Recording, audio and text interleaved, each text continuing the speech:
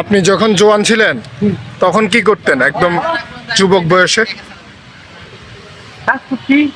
মানে তখন গ্রামে ছিলেন? জি। গ্রামের বাড়ি কই?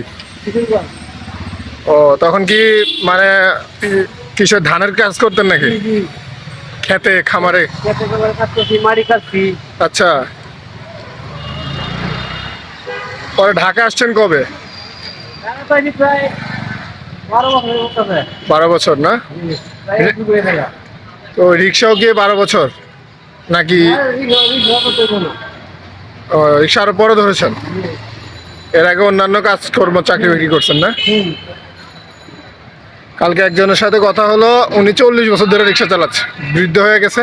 হুম। পোলাপান যে কয়টা হয়েছে মানুষ করছে, কিন্তু খাওয়ায় না কেউ। তো এ হলো দশা আর কি। আমি বললাম যে জনমটাই কষ্টে গেল। পরে পরে উনিও বলতেছে যে ওটা তো আর বলে লাভ নাই, কষ্টেই গেল গা।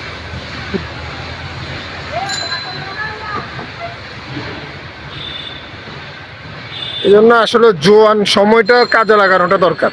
তখন ভবিষ্যৎ যারা চিন্তা করে তারা একটু ভালো থাকতে পারে। কি কথা ঠিক আছে না? অবশ্যই।